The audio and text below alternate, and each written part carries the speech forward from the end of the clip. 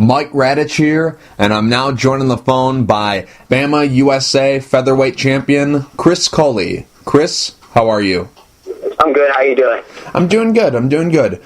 Chris, you got a fight coming up August 7th at King of the Cage, Point of Impact. Before we start talking about that, let's go back to your last fight. Back in February, you fought against Papis Martinez at Tachi Palace Fights 18. That was a very strange fight. You probably don't want to relive it, but it was a very strange fight, and I'd like to talk about it. There's a couple things I have to ask you about it. The fight didn't go your way. It ended in the first round. You lost by submission due to an anaconda choke. What went wrong for you in that fight? Oh, man, just to be 100% honest, going into the fight, mentally I wasn't there, man. Physically I was in really great shape. I recently opened up my own gym out here in Victorville, California, and I've had the same kickboxing coach since I was 14, and it was for just some strange reason, man. He wasn't there to pull the killer out of me, and going to the venue that day, man, I kind of felt like a kid whose dad missed his football game, you know? Right. And I never found that killer, man. I never found my groove.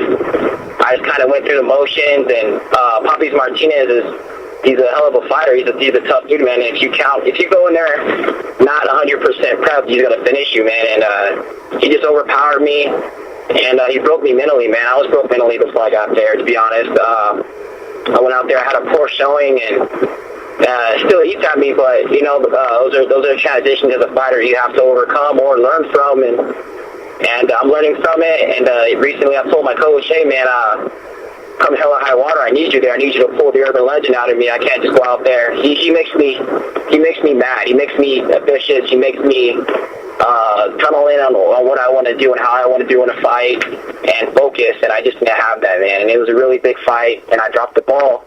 So, yeah, it's still tough, man. I watch the fight every day as I wake up to go run and go train, so I just never want to experience that again in competition. Now, that was a very strange fight, and it was a strange fight for a couple reasons. Number one, you didn't fight the way we know you can fight. It was Chris Culley in the cage, but you didn't fight like Chris Culley on that night. We didn't see the guy that we saw on that 5-fight win streak you were on up until that point when you stepped into the cage against Papis Martinez. We didn't see that. The second thing is the fact that you walked out first, and at Tachi Palace they do like a traditional dance, a war dance. I don't know exactly what it is, but when Papis Martinez fights there, they have some big dance number. It lasts about 30 minutes, and then he walks out. So being the challenger, you walked out first, and you probably warmed up like 10 or 15 minutes before you walked out there. Then you had to sit through 30 minutes of this dance, and then probably like 2 or 3 minutes of Papis Martinez walking out. So you were very cold at the beginning of the fight. You didn't know you were in a fight until the fight was over. You had a very flat start. How much did that affect you? How much did it affect you having that waiting period where you went from walking out first to standing around waiting to getting into a fight? How much did that affect your performance, having that long waiting period? No disrespect to Tachi people, but you know, the traditional dance before, it was a bit long, and usually, man, you know, we've experienced some crazy stuff. I mean, I fought Muay Thai, I fought out of state, and you know, they have their own things, and usually my coach Craig is there to just pump me up, keep me warm, say little evil things to make me mad so I can kind of focus and look past it.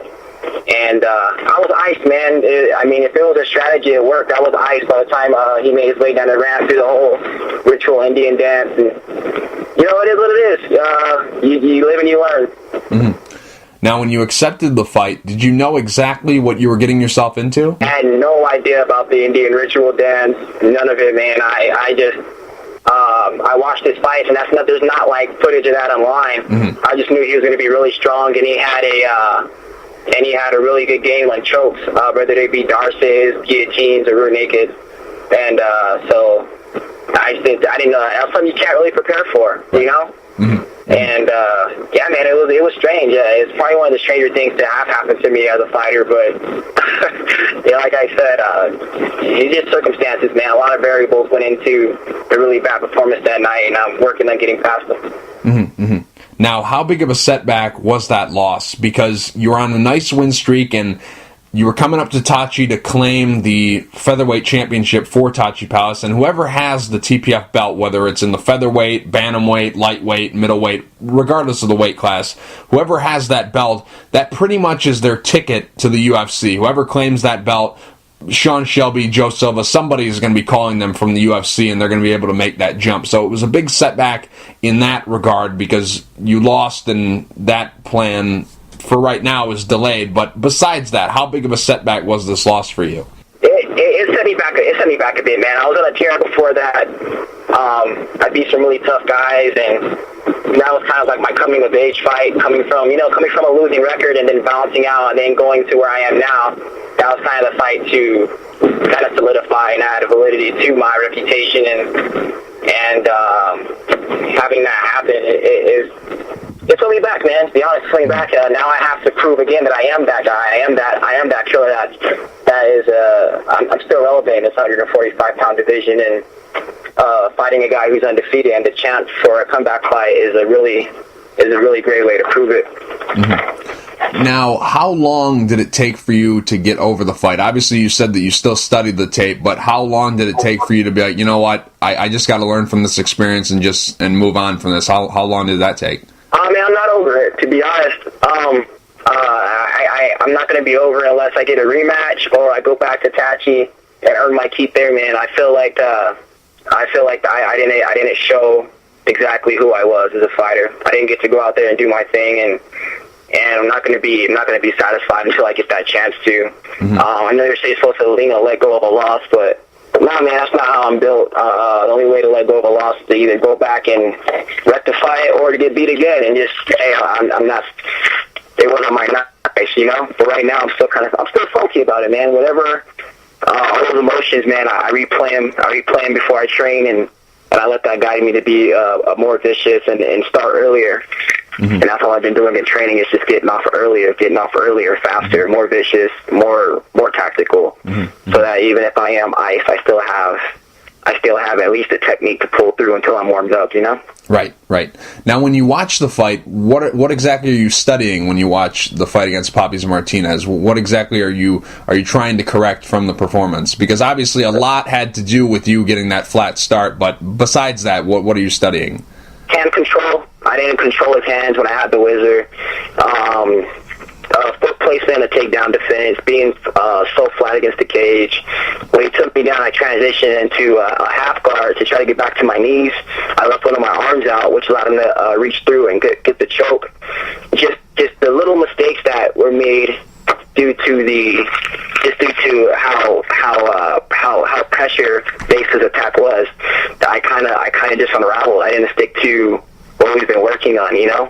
Right. And just the basics, man. It comes down to basic defensive jiu-jitsu and wrestling, and just working on them, staying tighter from the back position until I get to a better position, not leaving my neck out to try to pull the single. Just all those the little mistakes that ended the fight. When they add up, they're big. And so if I can eliminate them in training by training with better wrestlers, better jiu-jitsu practitioners, and working from bad positions, when I get to the fight, it's just going to be a really hard round of sparring in which somebody goes home a loser, you know? Right. Now, do you consider this fight the worst performance of your career? No. I fought this guy named Casey Olsen, and right. He picked me up over his head one time like WWF. Mm-hmm. And even though he was supposed to beat me, he was like really, really good collegiate wrestler. I mean, that was like the worst ass whooping I ever got, man. Poppy, he humbled me, but I don't think it was the worst performance. I just think it showed me that even though I won a belt in another division and I did a lot, that I still had a lot more work to do. And no, man, I wouldn't say the worst. I would say probably the most humbling and probably the most eye-opening as a fighter. Mm-hmm, mm-hmm. Now, were there any repercussions from BAMMA USA because you're their featherweight title holder? Did they say anything to you about the performance? Were they like, you know what, we're going to keep you on ice for a little while? Was there anything they said to you? They've been trying to pull me back. It's just, they're trying to find an opponent, man. To be honest, the guys who I should be fighting won't fight me. I'm a high-risk fight, because I'm a journeyman and I'm dangerous and I can knock guys out, and my wrestling and my jiu-jitsu has gotten a lot better. And so the guys with good coaches, we don't want to take that gamble against Chris Culley. So BAMMA just told me, you're our champ. I mean, I cleaned out their division, and so they said, let us build another guy to come fight you, and then when that time comes, come back. And in the fight game, I have to stay relevant, I have to fight, and also to keep income coming in. That's what I do. I'm a fighter, so they understand that they have to have competition or opposition for me to fight. Oh, I see. And so they've been really supportive. Me and Bert are really close. He brought me in the organization. I was like 500, I believe, or close to 500 in my record, and he made me prove myself for his belt. And I went out there and I fought some really tough guys and beat them guys that I wasn't supposed to beat. And so he just wants to make sure that we keep that up. I don't like fighting. I get offers to fight guys with subpar records or losing records just to like pad my record and this and that. That's not what I fight for. I want to fight the best to prove that I am one of the best in the division. And I think the only way to do that is by fighting up, not fighting down. I see. Now, you mentioned opening your own gym. Does that have anything to do with the Poppies Martinez loss? Like, is that why you decided to open your gym, or was this always the plan when you got going fighting and you started your fighting career? Did you always plan on opening your gym? Why open the gym? I wanted to open a gym, and one of my sponsors, he was with it. He wanted to do the same thing. I love my city and my area, and the gyms out here don't really offer the quality that me and the guys I train with can offer, and the gyms that have the ability to, they charge crazy. So our vision was to get quality jiu-jitsu, wrestling, and kickboxing, among other classes, for good prices to the city, man. So you don't have to pay $180 for a gym where you're not really learning anything, you know? Right. And we got a building, and everything was just kind of like, I don't know, but it was just like a hustle, man. We had a timeline, and it was right before the fight to get everything in line, from code to demolition to all that stuff, and that became most of my camp, to be honest. I was at the gym 5 in the morning doing demolition up until 9, then I go train till about 1, get back, go straight to the gym and still do more work, and then it was just like that for like the whole camp, man. And then by the time the gym was up, I was maybe like 2-3 weeks out from the fight, so I could just buckle down. And but new business is hard, and it was a learning experience. I realized that I am human and not superhuman, and sometimes I need help instead of doing things all by myself. And now that I have the gym up and running, I'm more comfortable to go out there and compete again. Who are the coaches there, and also who are some of your training partners? Right now, I'm coaching. I have an amateur fighter, Alvaro Mangana. He's a jiu-jitsu purple belt as well. My jiu-jitsu black belt coach, Marcelo Moffer, drops in and does classes and seminars. I have another amateur fighter, Alan DeBellis, and pro fighters from the area like Seth Deacon, Joshua Vilas from Team Diamond, the King of the Cage 2-division champ. A lot of my teammates from Millennia come down and run classes and run seminars and stuff for me. So from any time you can see Georgie Carhanian to Lorenz Larkin to Saito Watt to anybody from Checkmat Brazilian Jiu-Jitsu there. And it's just a really good environment because we all have the same goal, just to improve the look of martial arts in the community. Is this a Millennia affiliate, or is this completely separate? We're an affiliate. Millennia is that's my fight team, that's my home gym. And so I learned a lot from them, and everything that I teach and give to my students is what I learned, Oh. Yeah, I guess you could say we're a different gym, but I run off their system. Those are the guys that got me to where I'm at, and that's how we run it. Oh, I see. Now, coming up on August 7th, you're going to be taking on Henry Correras. I hope I got his name right. Henry Correras. What are your thoughts about him as an opponent? I think he's a tough kid, man. He's young, he's undefeated, and he's powerful. I just feel like he hasn't been tested in deep waters or by a veteran yet. And me having a lot of fights, I see a lot of holes, man. And I fought undefeated fighters before in kickboxing and MMA, and I beat them. And it comes down to experience. If you can drag a guy like that into deep water and let him know that you're the alpha male here, and that I feel this is his coming of age fight. I really don't have nothing to lose more than to go out there and prove my position. Right. I'm taking his belt.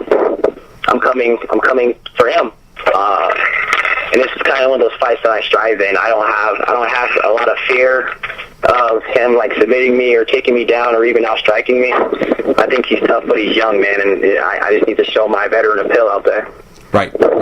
Now, King of the Cage, they don't have the kind of structure that some of the other... To say I'm overconfident. It's just that this is a matchup I like. Mm-hmm. I can go out there and let them fly and throw caution to the wind.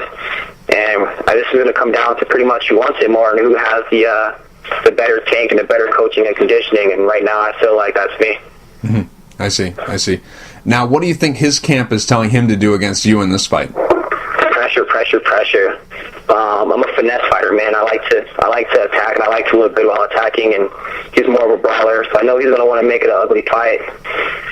And he has a really good team. I've cross-trained with some of those guys, all in MMA, and Master Radich is a really good kickboxing instructor, so I know it's going to be a really good fight. Mm-hmm. But I just feel that I'm more advanced, and this is my time. I mean, if any better way to make up for my last performance to go out there and give a great one this time. Mm-hmm. And that's what I'm banking on. Mm-hmm. Do you feel pressure to perform well, considering your last fight? No, I don't feel pressure. I want this one for me, to be honest. As much as that last one hurt, man, it did teach me a lot. And to me, a fight is a fight. And I want to go out there and prove that I can win these high-profile fights. I've done it before, and that the last one was a faux pas, but not to anybody out there, anybody watching the fight, just to myself. You know what I mean? Going out in the first round is not a good look for anybody, and just the way it all played out, I want to wipe that off my soul. A good way to wipe that off my soul is to bring home another belt. Mm-hmm. Now, King of the Cage, they don't have the structure for championship matches like some of the other organizations are. There isn't really a ladder that you have to climb. They kind of just like to throw guys in based on the style matchups. They don't really look at what you've done lately or who you've beaten lately. Sorry, you're breaking up. Oh, sorry. What I was saying was, King of the Cage, they don't really have the same kind of structure that the other organizations out there have. They kind of just, depending on style, they like to match up their champion with a guy who'll make a good fight, not exactly what he's done lately or done in the organization. So I'm just curious, you're 4-5 under the King of the Cage banner. Were you surprised when they came to you with the title shot? Oh, yeah, a little bit, man. I was told previously that they didn't want to work with me because I went to BAMMA, and yeah, my run with King of the Cage has always been checkered, man. It was always short fights or opponent changes and stuff like that. And that's the reason why I kind of walked away for a little bit, was because I needed that time to get a full camp. I needed time in between fights to heal. And, before it was just kind of like they were having fights, and if somebody would call off, I was a young guy with no management, I'd be like, I'll hop in. You know what I mean? Right. And I won big sometimes, and I lost big. And when they called me, when I got the calls actually from one of my training partners' coaches, Joshua Vilas, he was like, "Do you want to fight for their belt?" And I was like, "Why?" And he goes, "Well, nobody wants to fight their champ." And even though that last fight, everybody talks about the last fight, and you go, "Yo, man, it's a good way for you to bounce back." And I know what is going on. I'm not a fool. I know I'm supposed to go out there, lose to the champ, take my little deal, but man, I'm going there to kill.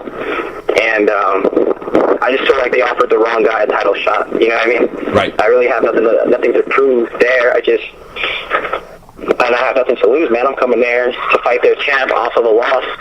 This is an opportunity for me. I don't know how their champ feels about it, but it is what it is. Mm-hmm. Now, is there anything, I don't want to say that worries you about his game, but is there anything that you've looked at and been like, you know what, I need to be aware of this when fighting him? Oh, yeah, every time he lands, it seems like he cuts people. So right. That's one thing we've been looking at, but I haven't really been cut in my career. I get hit a lot. I haven't really been cut. He lands hard, and he's confident. And, a young, confident kid who hasn't tasted defeat is going to go out there guns blazing, regardless of who it is. And so, yeah, of course I'm worried about getting clipped or this pressure or maybe even him not even trying to do his normal fight, and like maybe trying to just pressure and clinch up. There's a lot of things that I have to be mindful of, but It's a respect, not a fear. I just have to respect that he can do it and go out there and be ready to counter it. I see. Now, I'm not from California, so I don't know the area at all. You're from Victorville. This fight is going to be taking place in Highland, California. How far away is that? About 30 minutes. I see. Yeah, right around the corner. And what kind of crowd are you bringing to the fight? Oh man, I'm bringing my whole city, man. I was born in Barstow, not born in Barstow, raised in Barstow, born in San Diego, and I grew up in Victorville and around all these areas out here, so I know like everybody, and I've always been that hometown guy, man. So every time I fight, they come out and support, and it being so close to home, I should have a really big turnout. All my students, all my friends and family should be there. With you being from Victorville, do you have any idea who Roy Rogers is? Roy Rogers? Yeah. Yes, you got Roy Rogers Drive out here. Right. Yeah, I remember Roy Rogers. Right. They used to have a museum there. They closed it down a couple years back. Yeah. I think I think it's like still. They have like the site for it, but I don't think people can go to it anymore. It's like a big fort thing, isn't it? Yes, sir. Yeah. I was always curious because when I found out you were from Victorville, I was like, I gotta ask him about Roy Rogers, the king of the Cowboys. I gotta ask him. A lot of the old timers out here still dress like cowboys, and Roy Rogers is alive and well in spirit here. Yeah, Roy Rogers and Dale Evans and all that good stuff. Yeah, definitely. Now, I'm just curious, how did you get your nickname, the Urban Legend? I've been dying to ask you that. How did that nickname come about? Well, when I was a kid, I used to, cause I started out doing karate and I did kickboxing, and then in Barstow at the Marine base, they would have like smokers. Right. And you have to be 18 to compete, and I was like 15, 16, 17, and I would just use my older brother's ID card to get on base, and I would go compete in these tournaments as my brother, Andy Culley, and I would go beat guys, and the promoter called my house one time, and he asked my mom if I could fight for their junior welterweight belt. It was like a amateur belt. And she goes, fight for the belt. She didn't even know I was fighting. And so she told him, like, Chris is only 16. Right. And so it got back to the promoter, I guess. And, the promoter said, I'm going to start calling you Urban Legend. You're out here beating up grown men. You're only a kid. He goes, nobody believed it. They thought we were lying. And then when I finally told him, I'm only a kid, I can't compete anymore, the name just stuck. Now, were you ever planning on telling your mom that you were fighting? No, my mom was, she was, nah. I was real artsy growing up and into music and stuff, and so she had no idea, but she put me in karate, as like kind of like a after school thing. Oh, I see. And then that turned into kickboxing. It was turned into then full rules Muay Thai, and then I started doing the tournaments, and by the time she found out, I was already belly deep in competing. I see. So what does she approve more of? Does she approve more of you fighting MMA, Muay Thai, kickboxing? Does she have a preference of which one you fight? But she's more of a fan of the MMA. She saw how well I did as an amateur in kickboxing, and then too, when I first started fighting, I didn't really have a good gym or a good base. I was kind of fighting out of a hole-in-the-wall gym, and my first fight it came short notice. A kickboxing fight fell through, so my coach was like, well, King of the Cage has a fight open, and I got heel hooked, and then it pissed me off. I was like, no, I don't even want to fight kickboxing. I want to fight this kid again who heel hooks me. and then I just kept fighting, and she was kind of worried if I was losing, and then I win some, then even the fights I would win, I get pretty beat up, and then she just didn't think it was a good look. And then once I started, finding my groove and rhythm, and then she started hearing about me, and then the people in the town were like, oh, is that your son? She got like silently proud, and now she supports you. She tells everybody her son's a champ and a fighter, and yeah. So MMA wasn't the plan. You kind of just fell into it. They needed somebody, and you stepped up. That's how it came about? No, I actually was just training at a gym to help the wrestlers with their kickboxing. And I really wanted to be a kickboxer, man. Growing up, I watched the K1 and WCK kickboxing. And my hero growing up, the Bullet Buchanan. And I just kind of wanted to be like Craig, and it just fell on my lap. But once I got into it, I realized how vast it is, from the jiu-jitsu to the wrestling to the different styles of striking, and I just fell in love with it. And so now I'm all in, man. I'm a mixed martial artist to the heart. And I still have that love for kickboxing. Mm-hmm. Now, the early days of your career were not going very well. There's a lot of losses on the early part of your career. What is that a product of? Is that just not being that well-rounded, not really having the training? Obviously, you come from a striking background, but, it takes time to learn the wrestling, take down offense, take down defense, submissions. Was that just kind of what led to some of these losses? Yeah, man, I didn't have the grappling pedigree at all. And then actually I got taken in by Millennia MMA, and they made me do the wrestling, the jiu-jitsu, and Batista and Romy really work on my takedown defense and striking to defend the takedowns, and made me fall in love with jiu-jitsu. I used to hate jiu-jitsu, like I hated it, and now like I can't go a day without rolling.